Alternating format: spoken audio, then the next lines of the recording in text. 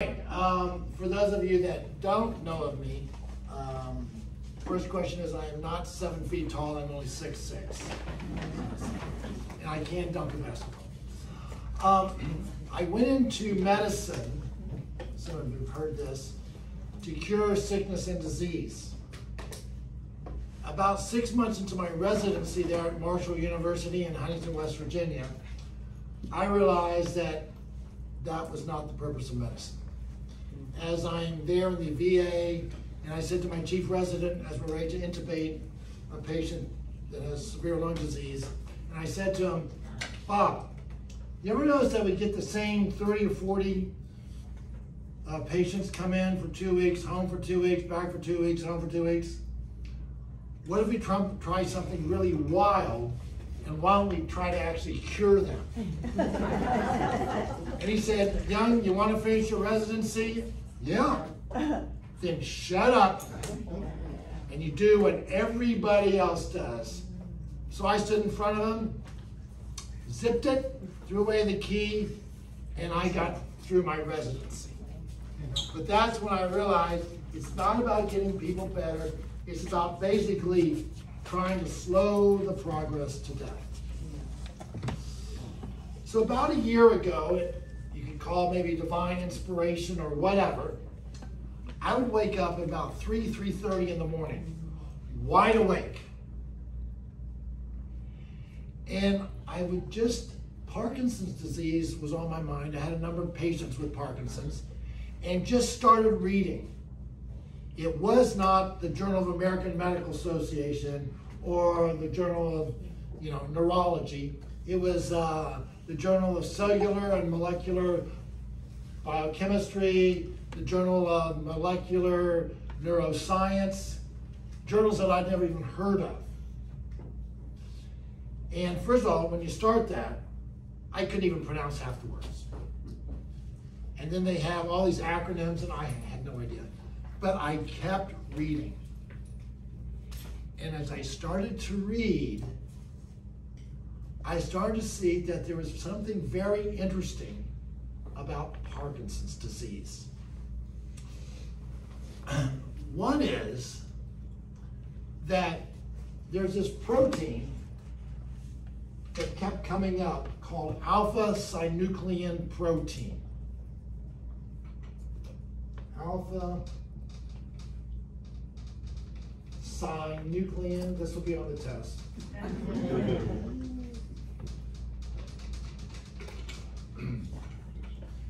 And it was in most all the patients, this protein was in great abundance in either the blood or in looking at this,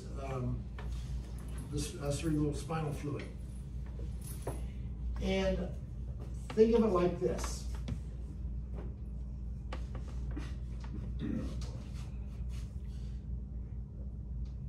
So you have the brain nerve cells, all right?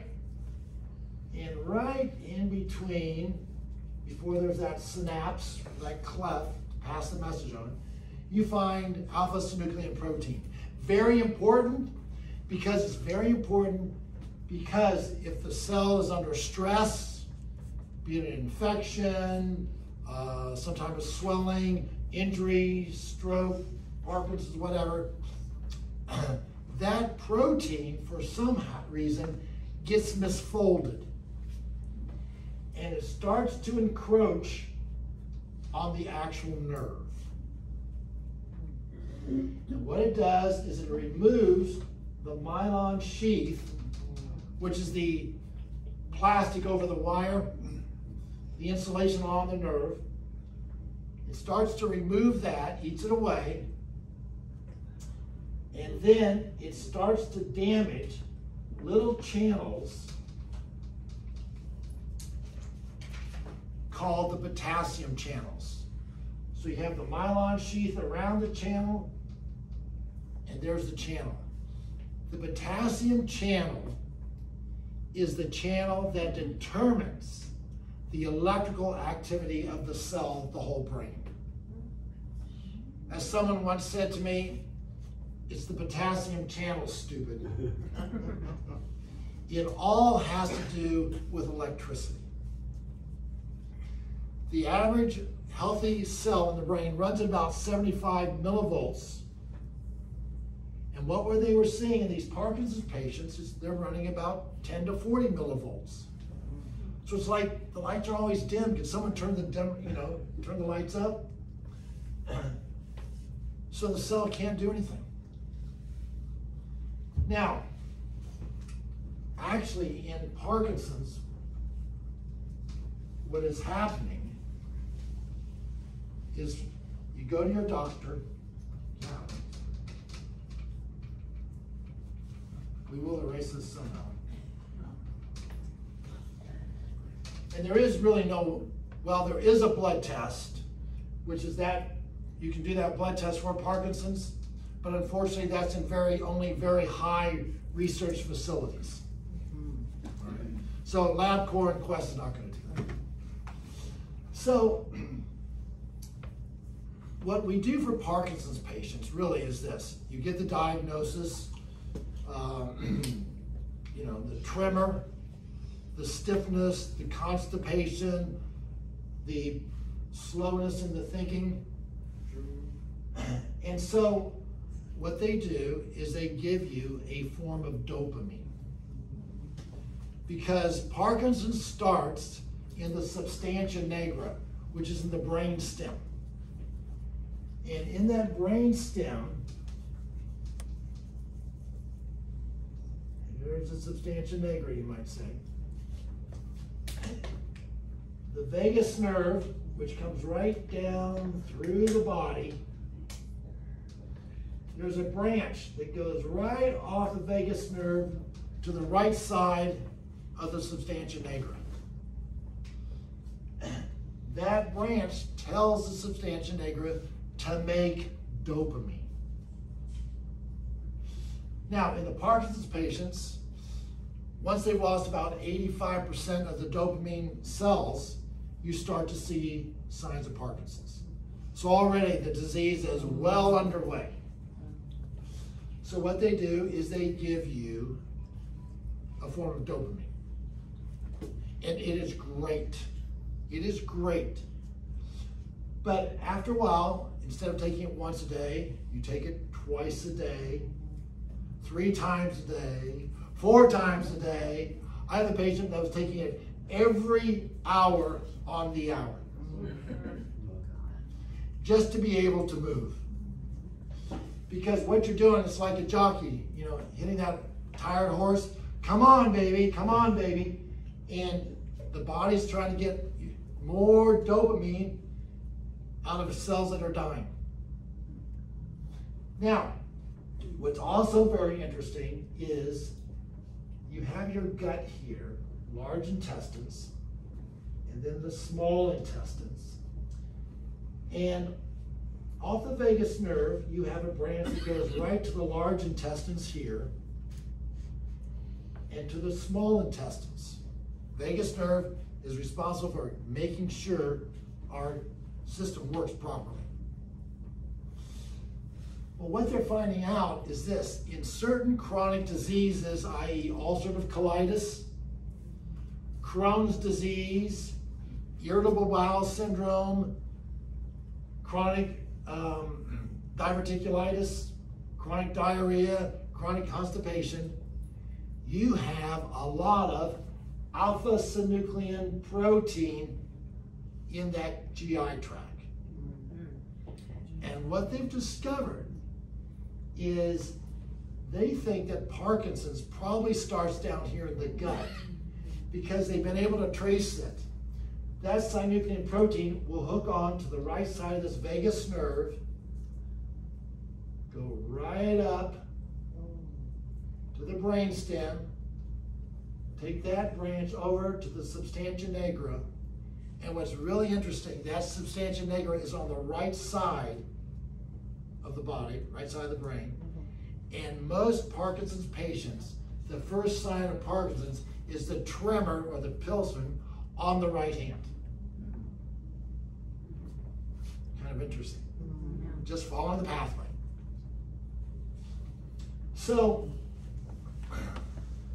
in looking at this, as I'm doing more and more 3 a.m. reading, okay, this is all great, but what am I going to do about it? You know, big words, who cares? So I started to do some more research and found out that, you know what? You might be able to actually regenerate the nerves, regenerate the substantia nigra. I go look in the Journal of American Medical Association and the Journal of Neurology. It just doesn't happen. What I found is when you're in medicine, there's the JAMA, New England Journal of Medicine, standard journals, and then there's the pure science journals. And these are where you go to the conference in Ocala, Topeka, Kansas. The other ones are all based by the drug companies in Miami, LA, Hawaii. Completely different science. So I've taken all this information and I decided, you know what? I would like to try this. Now, in all the journals, they would talk about working on these patients with Parkinson's, and they came across an old drug called 4-aminopyridine. Heard of it? It's actually approved by the FDA January 22nd, 2010 for MS. It gets about half the people out of the wheelchair. So I went and looked up American Neurological Association treatment for MS. It's 2 drugs, immune modulators. Nowhere did they mention this drug, 4-amino. So I called up a neurologist. I said, what about this 4-amino? Oh, John, it's way too expensive, and it really doesn't do anything for the patients. One of the studies, it gets half of them out of the wheelchair. So 4-amino was developed by a Bulgarian pharmaceutical company. Love those Bulgarians. To keep birds away from airports. They put it as pellets around the runways and all that because you take a big dose of it and it drives them crazy. It doesn't kill them, but it so messes them up mentally, temporarily, that they stay away. The drug was developed back in the early 60s. It's been kind of reformulated, and you can buy it for about $4,000 a month. But now that the patents run out, it's a lot cheaper.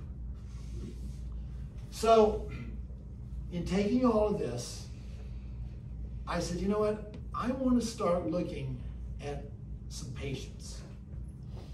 And I don't want someone that, oh, I was just diagnosed with Parkinson's because I had a little tremor, but that was that. I want the worst of the worst. The ones where, as I say with our practice, I tell patients, listen, you're kind of, between a rock and a hard place. Do I go with what you say, John, or what my doctor says? And I say, listen, go with your doctor. I'm the doctor of last resort. So when you've exhausted all your options, you show up at my door. So I had a guy, retired admiral in the Navy. He's about 78 years old. Comes up from Naples with his wife. He walks in or shuffles in with his wife. I hate shufflers. Shuffles in with his wife. Tries to speak. He mumbled, I still don't know what he was saying to me. He could have been cussing me out. And then says some googly stuff, and he was a mess. And so I talked to the wife. She said, listen, you are our last resort. They just did a CAT scan. He has Lewy bodies dementia. Lewy bodies in a Parkinson's patient means that dementia is going to get worse and worse and worse. So he's out of it half the meeting. She says he's just going down the tubes extremely fast. Can you help us? So I said, you know, I think we got some options. This is all brand new, but there's a lot of science behind it. So they said, we want to do it. Okay. So the first thing I did is I gave this guy umbilical cord stem cells. No dead babies here. But then I gave the umbilical cord stem cells through the vertebral vascular system, so that when I gave it to him, they were in his brain within about 4 to 5 seconds. I use umbilical cord stem cells because umbilical cord stem cells can become any tissue in the body. Bone, cartilage, skin, nerve tissue. They haven't divided yet, so they can become whatever they need to be. Number 2, umbilical cord stem cells increase BDNF, brain-derived neurotrophic factor. This is kind of like the fertilizer you put on your yard. The fertilizer to get these cells, nerve cells, to regenerate in the substantia nigra. They also reduce the inflammatory process. Then I gave them a product called exosomes. Remember that? E-X-O-S-O-M-E-S.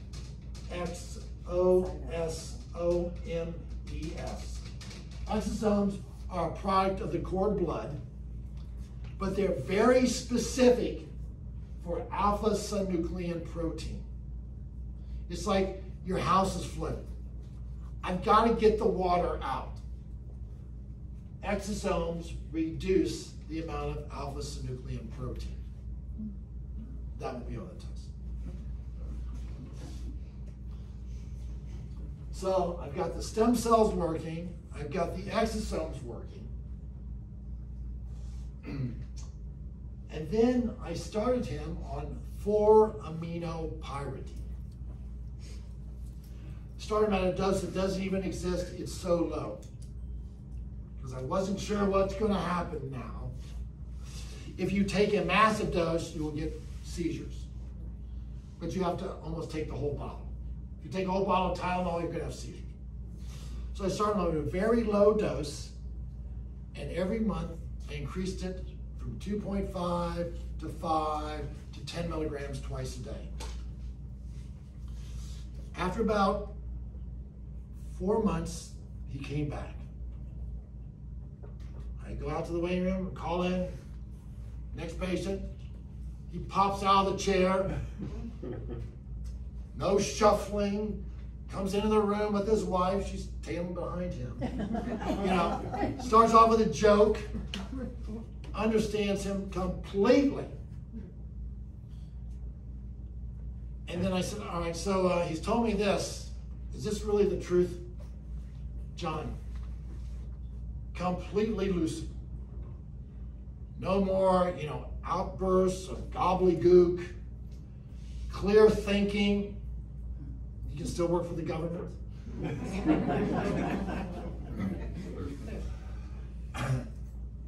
The shuffling is gone. The tremor is 98% gone.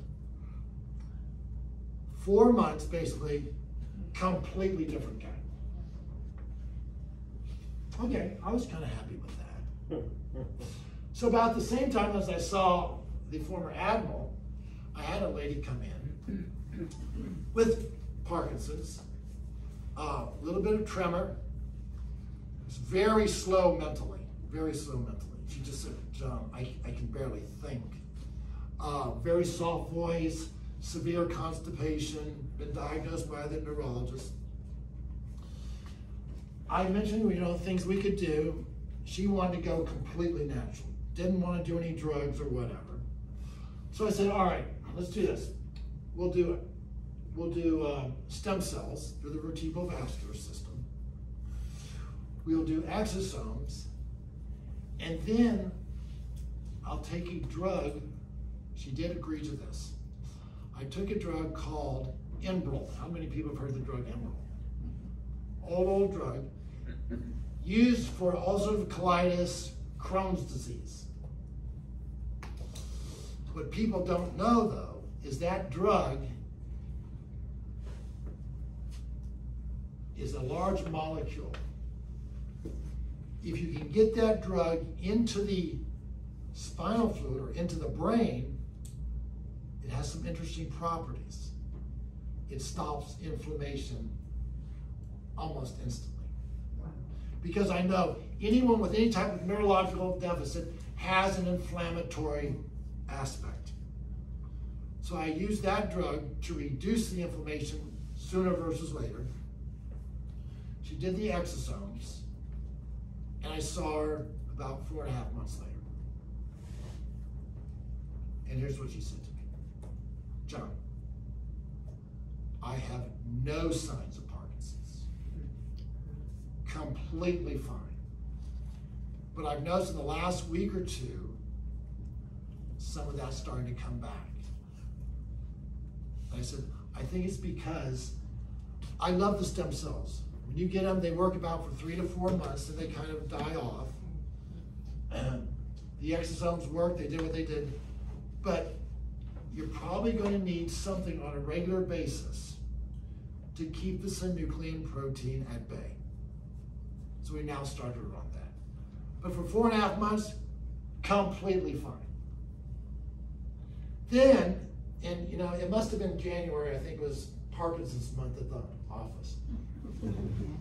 I had a guy come in with his wife. She's kind of holding him. He shuffles in. He's got his walking stick. He'd be halfway down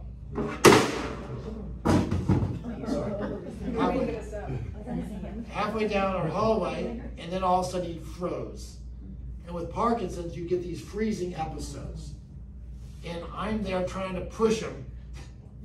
And Maria's saying, come on, you get these people in quickly. We're running out of time. And I'm going to tell you, when they freeze, a Caterpillar truck could not make him move. And you're just sitting there for about 10 to 15 seconds until they can take the next step. So freezing episodes, slow mentally, terrible shakes, right and left hand, poor balance. They were on kind of a tight budget.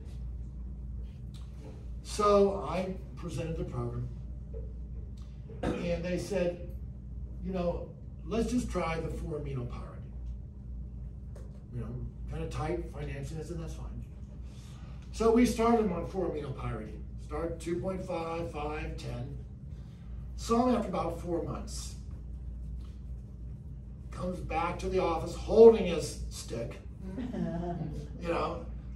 Aren't you using it? Well, in case someone busts me, I got my stick, or I can hit him with it. And she said, no, he a lot of times he just forgets it, but this time he doesn't use it. The freezing episodes, completely gone. The tremors that were like, the whole building was shaking, cut in half. Mentally back, all of that. So it's very interesting that there's several ways to treat this disease. Now, I said, we can continue that. If you want to go faster, you're probably going to have to do stem cells or whatever. But all of it has to do with this protein right there.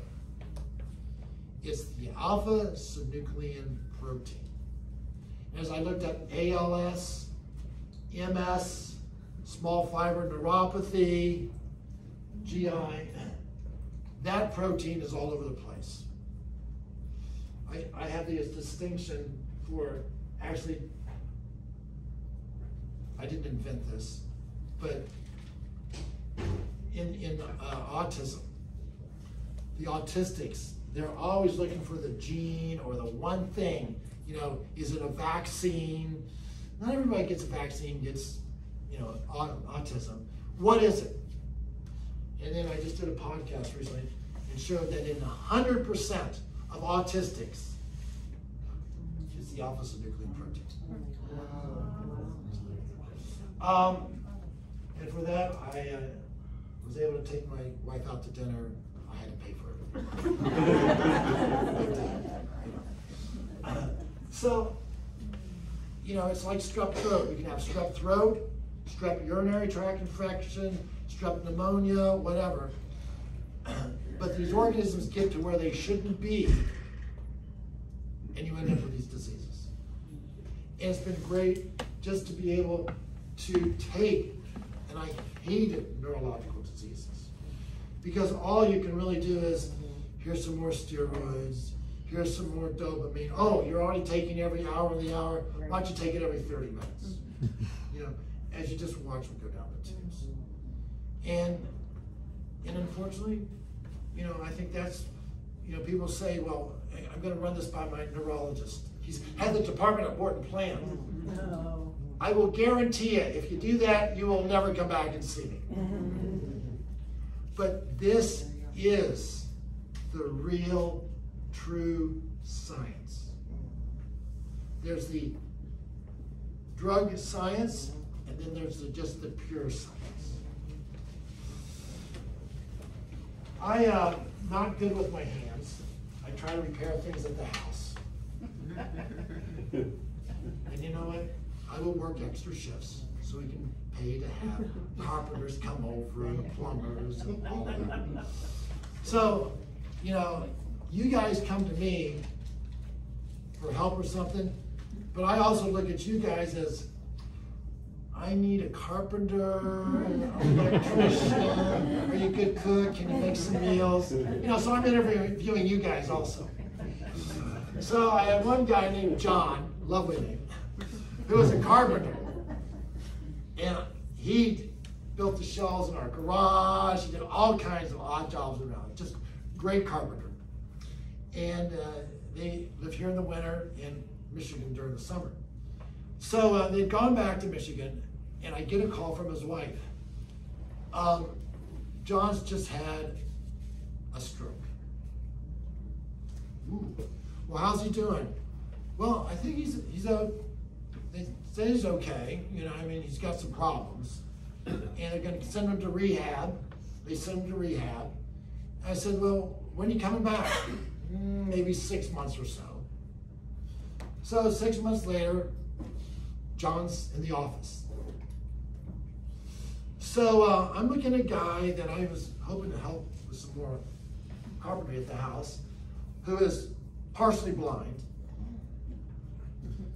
His right leg, right arm are just paperweights. That's all. No movement whatsoever. Kind of pulls himself along. So I can see that's not going to be helping me any. No. So I said, so what did the neurologist say? Well, you know, let's see where you are in 6 months. See where you are in a year. Much change? No, not really much.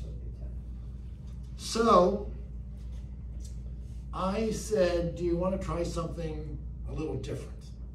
He said, sure.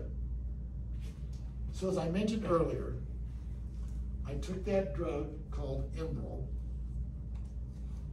gave it through the vertebral vascular system, and the next day he's completely fine. Blindness gone, completely gone. The blindness? Blindness gone. Blindness gone. So it made me happy because I could get work out of it. Then there was the woman that had a stroke 14 years earlier, who was a teacher at a school. In between breaks, went into the teacher's restroom. Bell rang for classes to start. There was no teacher. Staff goes around looking, checks the faculty bathroom, and there she is on the floor. In the middle of a severe stroke, brain bleed. She was completely, like 80%, her vision, lost about 80% of her vision. her left side was gone, completely demented, completely. Screaming, yelling, it was a complete mess. And for 14 years, she was bedridden like that. They brought her in, did the same thing that I did. It was not instantaneous, but after 2 hours, her vision came back. After 4 hours, the screaming, the confusion were gone. And 8 hours after the injection, she walked out. Wow. So, Enbrel is a great, great drug for some of these strokes. So I go and start reading and talked to the company, and the company said, yeah, we know about Enbrel and the strokes. We're not going to do anything with it because it's a one-time use, maybe 2 times. We make money off using Enbrel every week, every other week for the rest of that patient's life. That's where the money is. We're not going to spend $80 million to get FDA approval, so see, the whole idea in strokes is this.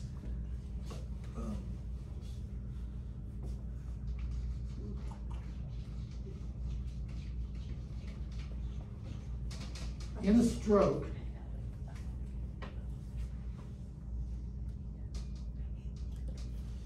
you have blood vessels. And the idea in strokes is either a vessel breaks, you have a catastrophic bleed, or a little clot breaks off, floats downstream, gets caught, and from there on, everything out is dead. That's what they all tell us. Well, there was a guy in Los Angeles, Dr. Tolbert. He said, I don't know if that's exactly true. He is a neurologist. Because you can have your left carotid completely blocked, but you're still fine. Because the right can pick up the slack, and there's collateral circulation throughout the body. So he started doing testing and found out with strokes, they all have elevated levels of TNF-alpha, tumor necrosing factor alpha. When you see high levels of that, you have inflammation in the brain. So he's saying, what if it isn't dead? What if there's just a lot of inflammation? You know, like you sprain your ankle, that ankle goes 10 times normal. And that inflammation just kind of is like a dog chasing its tail. It just keeps going and going and going and going. So he's the one that first looked at Enbrel and rediscovered where the vertebral vascular system was, discovered by a Hungarian anatomist in 1540. I've talked to neurologists, neurosurgeons. The only people that know where it is are the anatomists. And about 5 of us here in the US. I'm the only one that accesses that system for kids under 18. So he's the one that first said, why don't we get Enbrel into the vertebral vascular system? You can get Enbrel all day here as an IV for ulcerative colitis. The molecule is 65,000 Daltons large. Anything over 600 Daltons will not cross the blood-brain barrier. Wow. So, by hijacking onto that vertebral vascular system, you can get that drug where you want. So then the Australian government was very interested in what he was saying. They paid him a huge amount of money. And he went down to Australia and showed them how to do it. So they decided to do a big scientific study. So University of Melbourne in Australia. Took 614 patients with strokes. 307 got Enbrel, 307 got a shot of saline. You're going to follow them for a year. How long did they study go before things fell apart? 3 days. Because 70% of the people that got the Enbrel were either completely healed or 50% better within 3 days. They couldn't do a year study. And then the people that did not get any, found out they got the saline, demanded they got the scientists here in the U.S. get upset because it needed to be a year study. Well, we tried to do a year, but it didn't work. People got better. Hold on. So the thing was that, yes, there are large studies out there. That's the biggest. But because it's done in Australia, it doesn't count. Those Australians know nothing. Did date some of them that aren't nice. And the other thing is, where's the money? Where's the money? Our companies. It's not 100%. I've used that on MS. I was a little bummed out because the guy did not get out of the wheelchair. He did get the use of his arms back, and it also changed him completely mentally. Because the family told me he was just a bear to live with. Mean, nasty. When I went in to see him again, the nicest guy you've ever met. They said completely changed. Just the nicest. He was the old guy that we knew. Very friendly, outgoing. I've used it on autistic kids because of the inflammation. Works quite well. I've used it on an eye disease that has no cure. It's a form of optic neuritis. Guy came in, USF diagnosed it, there is no cure. It's where the optic vein, artery, and nerve connect into the back of the retina. There's a sheath here that for some unknown reason closes down. No treatment. You're blind. You watch your vision go over the couple weeks, you just shut. How long did it take to reverse that disease? 4 minutes. 4 minutes? I thought it was going to be instantaneous, and I was we've used it on, what else? Used it on a guy walks in with his wife. I don't do family counseling except on Thursdays, and this was a Monday. And she walks in and says, "John, you're our last resort, or else I'm divorcing him." Post-traumatic stress disorder, hooked on Valium and methamphetamines. So I said, "Bill, how's it going?" "I am good." Okay, I'm not going to ask him too many questions. So I did that with him. I did use the Enbrel. I talked to him later, and here's what he told me. He says, "John, I left your office, I got the shot. On the way home, I thought the top of my head was blowing off. I got home, my wife says, 'You're talking really fast.' Yeah, but do I make any sense?" "You make perfect sense." To make a long story short, the guy's back as chief financial officer of the corporation he used to work for. And he called me live and he says, "John, it's a little scary, but they give me a sheet of numbers, 12.5%. It's like I can't get the words out fast enough." So it's very interesting because any neurological problem, be it post-traumatic stress disorder, Down syndrome, I did it on my daughter. I had a completely different daughter. You know, any of this, there's always an inflammatory aspect. And there are, you can give them steroids all you want, progesterone, but that drug in the central nervous system works completely different. And it's usually a one-time use. Severe spinal stenosis, where the guy is actually crying. Failed 2 surgeries, the third one, 8-hour surgery, you may be paralyzed, you may not, we don't know. 20 minutes later, it's completely fine. Just finished, that was 3 years ago, just finished walking, 3-week walking, tour through Portugal. So, you know, that's why I really like the diseases that I hated.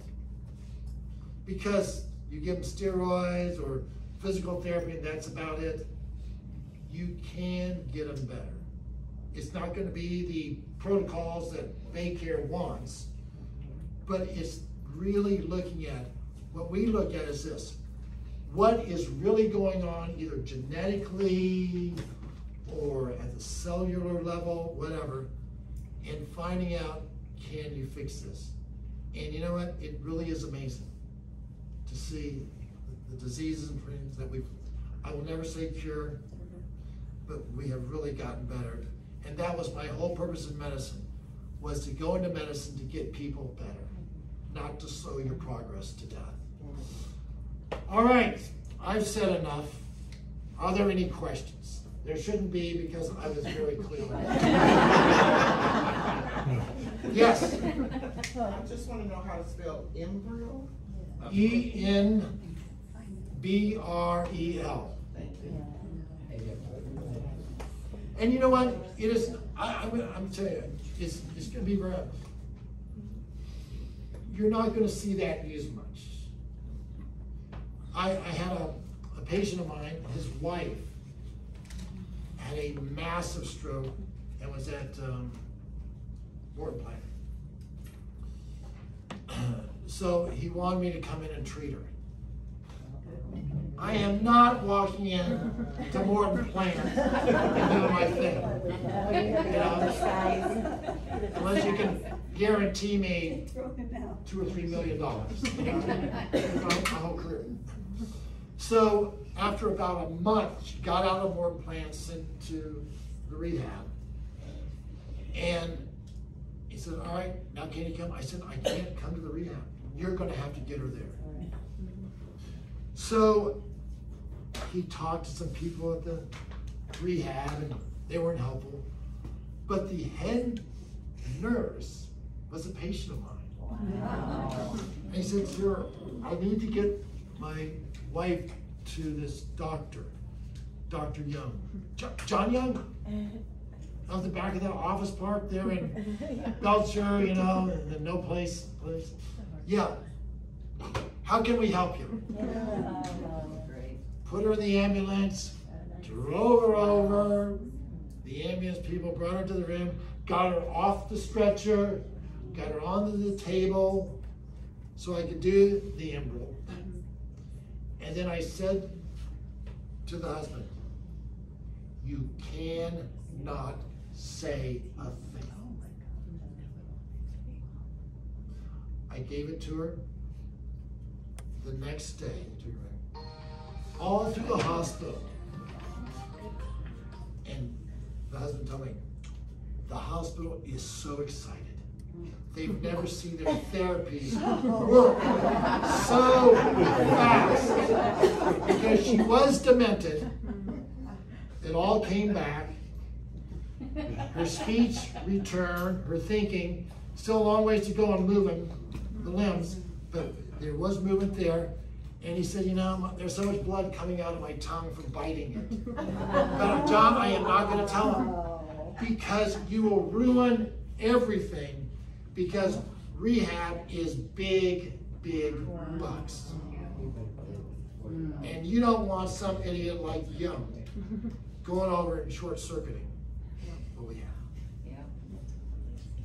So, there, but embryo is E-N-B-R-E-O. Thank you. What are the side effects of the 4-aminobiatamine? Pyridine? So, all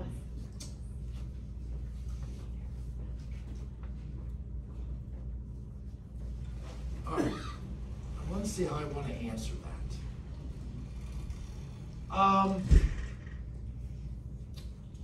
So, if you take a dose over 60 milligrams, there tends to be seizures. All right. The highest dose we use is 20 milligrams. You can get some restlessness with sleep. Some people got a little nausea. Some people just they didn't feel good on it. Those are the big ones.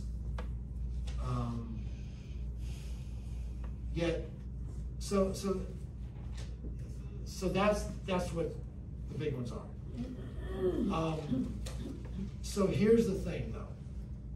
So I get a lot of patients that say, no, it could cause seizures. So I had a lady call me the other day from New York. Her kid has autism, but they're starting to use a drug that they use for myasthenia gravis, physostigmine, that works between where the neurons meet, helps with that acetylcholine message transfer from one nerve to the other. So we're going to go with that drug because the seizures with yours, I'm very, very nervous about that. So I had Maria send her an email. You do know that one of the side effects of that drug is seizures. You know, I'm going to tell you, if you're concerned about this stuff, which I have no problem with, but you take enough Tylenol, you're going to get seizures. You take enough aspirin, you're going to get seizures. The drug is actually used for seizures. You know, remember, codeine or Dilaudid, great for pain, but it can also make pain worse. You can take seizure medicine and it can also make seizures worse. So you need to kind of get that, because if you're going that like much of a stickler, you will do nothing. You will do absolutely nothing. So, you know, as I look at that, yes, if you're taking more than 60 milligrams, there is a problem with seizures. We're doing 20 milligrams. So, AFib. AFib is a potassium channel problem. All you need to do is take any disease and Google the disease and potassium channels. It's the electrical system, stupid. So I was at a birthday party the other day, and family's talking to me, and their little 8-year-old boy, severe sleep apnea. Severe sleep apnea. 8-year-old. They said nighttime is a nightmare in our house. He has to sleep sitting up. He sleeps for a minute or two. I mean, it is just this child, it is just, and we as the parents, we're up all night. They want to put him on CPAP, but an 8-year-old with a big mask ain't gonna happen. So, because I'm an idiot, I pull out my phone, I put in potassium channels and sleep apnea. What comes up? Potassium channel dysfunction. So there's a couple ways of closing the potassium channels. One is you can use forced air to keep the channel open, or you can use 4-aminopyridine. So what they did is they made 4-aminopyridine into a liquid, gave it as nose drops before bedtime, and the sleep apnea went away. You know, it's just amazing as I'm looking at this stuff that if you know how to research it, and I may have to go through 5 or 6 ways, but it's the electrical system. If your car gets in a flood, the body is fine, but it is a total write-off, because once the electrical system is done, it's all over. And it's almost like that in a medicine. Electrical system, neuropathy, whatever, you know, here's some Lyrica, whatever. But it is very interesting. You can fix that because if you get the electrical system working and get the proper voltage, a lot of this is greatly improved. All right, yes ma'am. So can you spell for pyridine? For the number 4. Yeah. Amino, A-M-I-N-O. Yeah. The next word, pyridine, P-Y-R-I-D-I-N-E.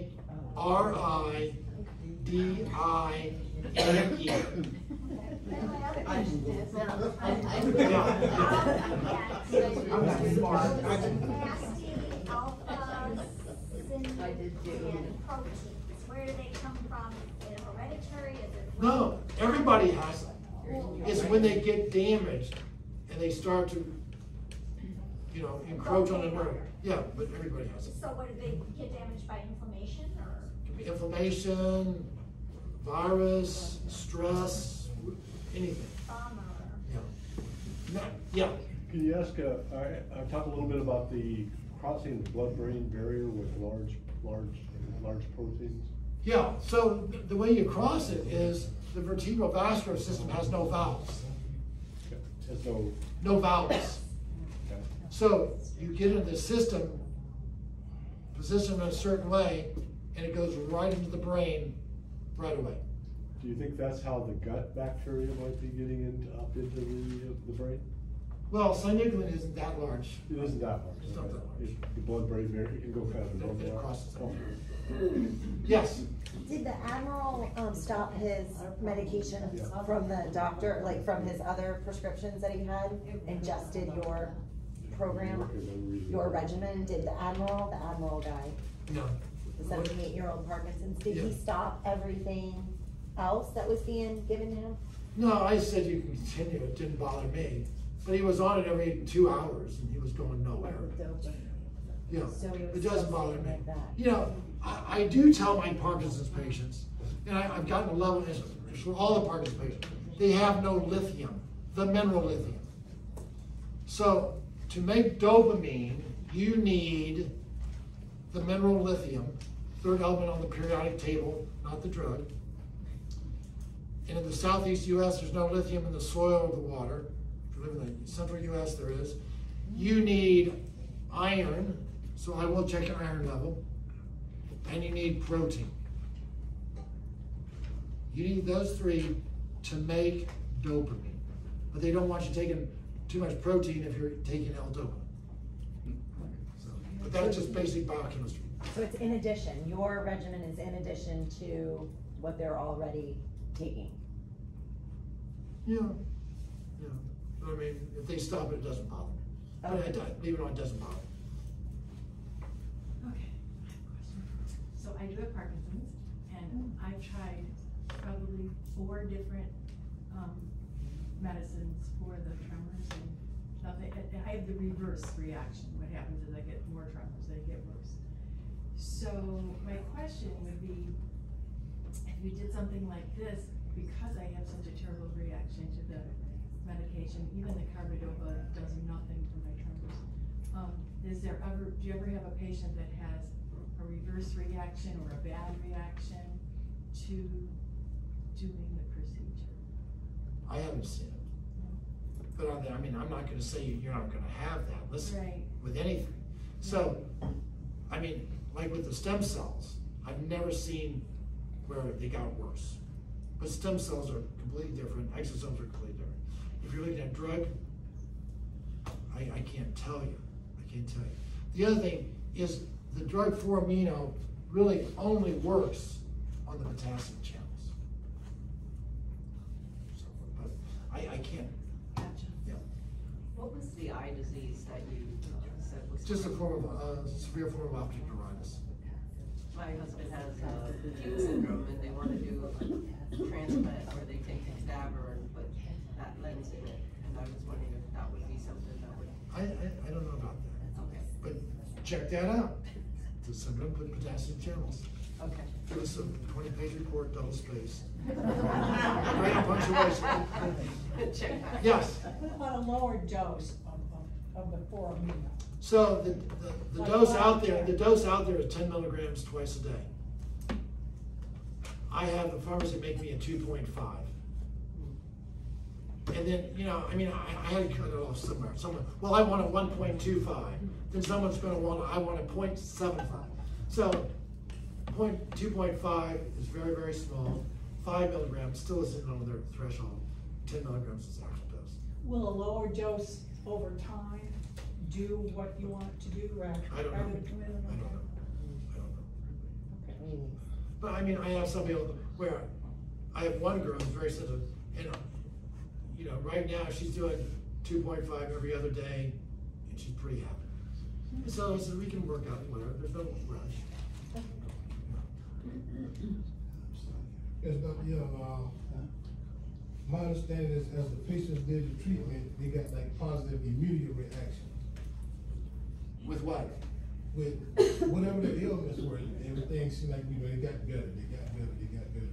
But is there a continuous treatment for that? Would they be okay or what with that one treatment? Because I heard that, I can hear you say they did the one treatment and they were All right, so with the Enbrel, it's usually, with my stroke patients, I will do it once, a lot more better, 70%, which is really was the national average anyways. And sometimes they'll come back. I had one guy that's done it 6 times. Now he's got better with everyone. After the 6th one, he didn't notice much improvement, and so he's just, we're done and all of that. But he's not continuing the treatments anymore? So, well, that was just the Enbrel. And then I'm gonna add the Formido to his treatment. But he's in Tennessee and whatever. Yes? Besides your treatment, doctor, what your patients should go with the lifestyle changes to prevent going back to remission? Well, I think, you know, if you're looking at Parkinson's, you know, you're trying to regrow that. You know, I like to follow their iron levels. I like to get lithium going. And I want to make sure they have enough protein, because you need protein to make lithium. So just some basic stuff. You know, I'll put them on our shake because that helps reduce the inflammatory aspect. Stay away from sugar. White stuff. How are we doing on time? I mean, we have a little bit more time for questions. All right, any other? Yes? So when you first started, you know my passion is MTHFR. And I was wondering if there was any correlation between MTHFR and Parkinson's and strokes, until you make a comment about Catherine. You know, Vinny just got tested and he's 677T. How did she change?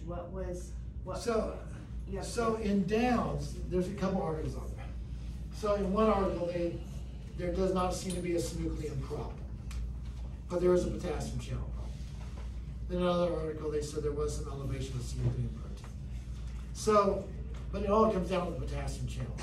So in what we found was that mental issue is much sharper.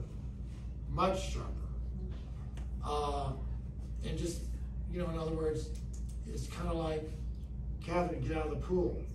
In the past, it would have been crying. Now it's, get out of the pool. Why? We're going to Publix. I don't want to go. Well, who's going to watch him? I'll go get Jonathan and see if he'll watch him. You know. So in other words, and then your vocabulary's gotten a lot better. You got to watch what YouTube videos they see now. So do you wait and see what behaviors and how they are? At what age should we kind of look into it?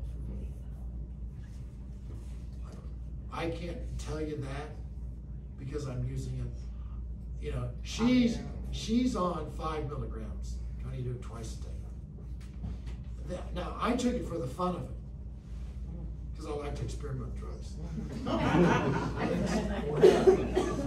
I will say this, you're a much sharper mentally. It really is amazing. And with OCD, it's very interesting. What it does is ACDC, OCD. But yes, and like with my Alzheimer's patients, I mean, in those patients, it really is amazing to see them completely lost all of that, and 8 weeks later, they can't even tell. Then, of course, what's interesting is The wife would never let him stop it.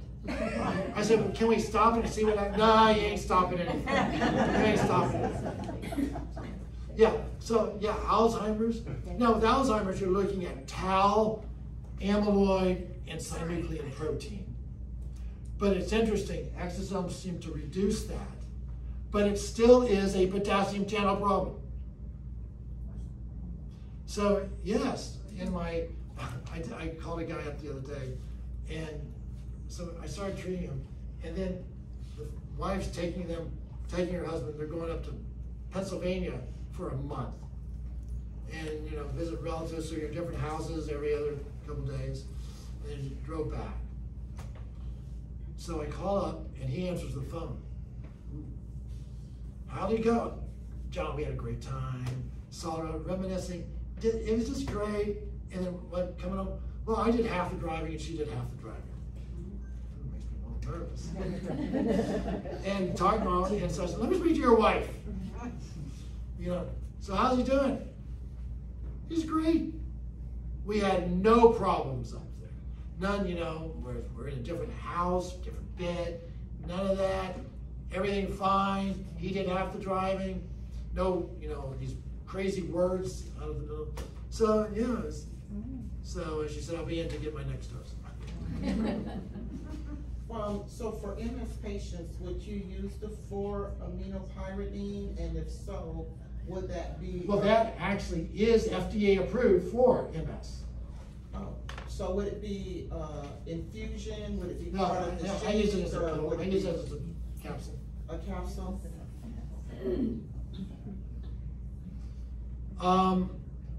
Any other? Yes. Well, I feel I should say something here. I'm trying to get up my nerve because I'm not real comfortable talking to a whole group. All right, just talk to me. You guys close your I ears. wanted to tell you, first of all, the only side effect I've seen from the 4-amino was improvement. All positive. All right, I owe him $50. I consider myself one of your success stories. So, mentally, you felt 3 sure. months. And he is I'm a completely different different. person. Wow. Not necessarily better.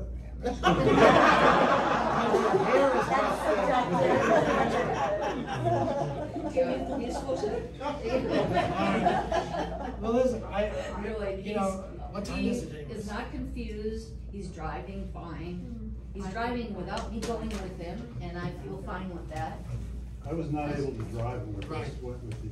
So, And thank now you. I'm driving every day. So I said to Ernie, please add something here because No, thank he you. is really happy being your patient. Yeah. And I'm happy he's your Well, patient. don't go too far. I'm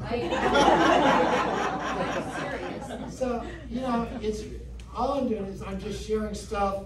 By the grace of God, I've learned this, and it's out there, but it really does come down to, if there's money in it, you will get it, if not.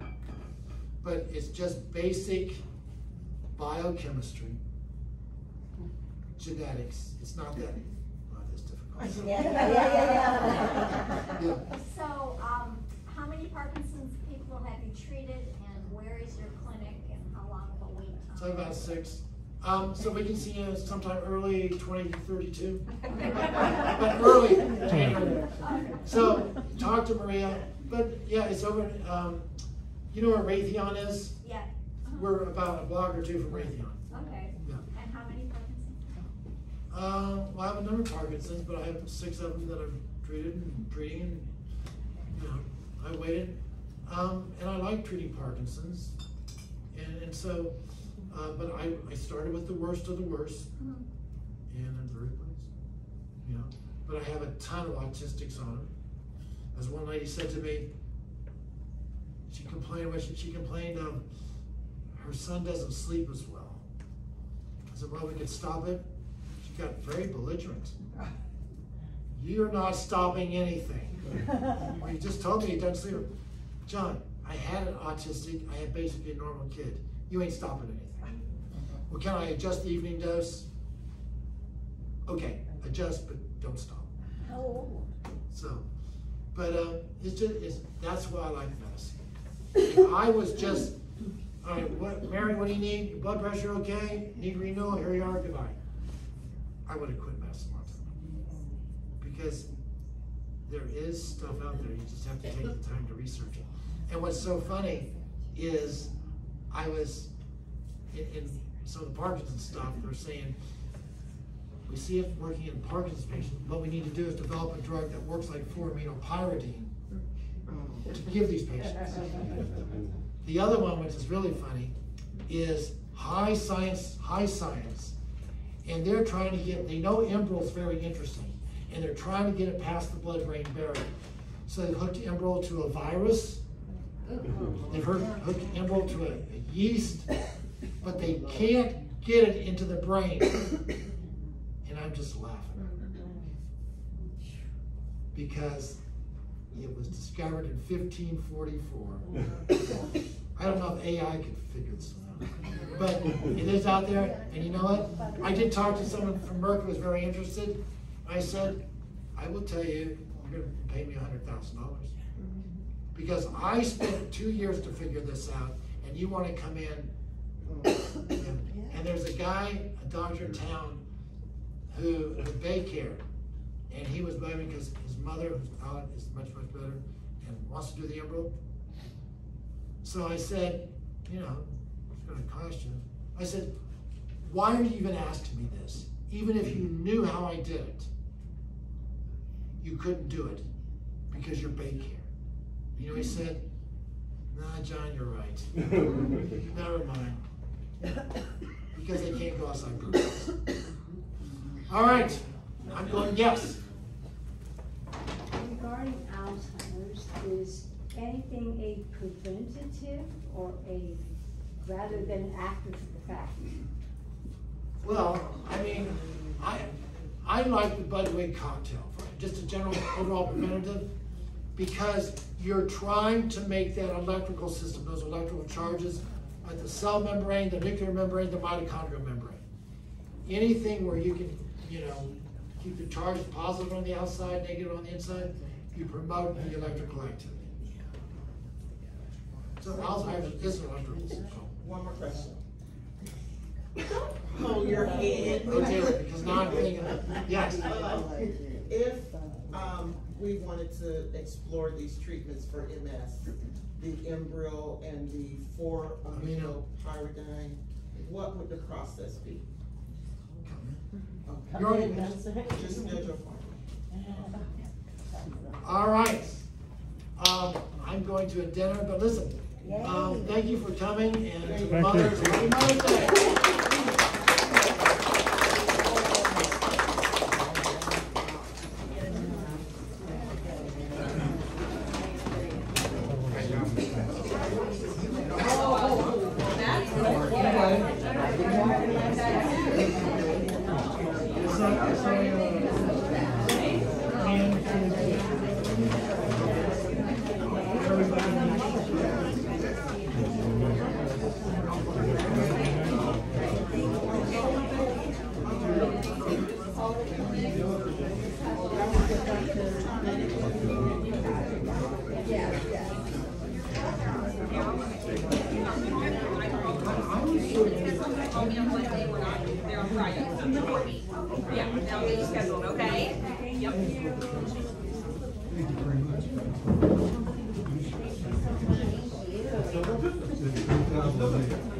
Good.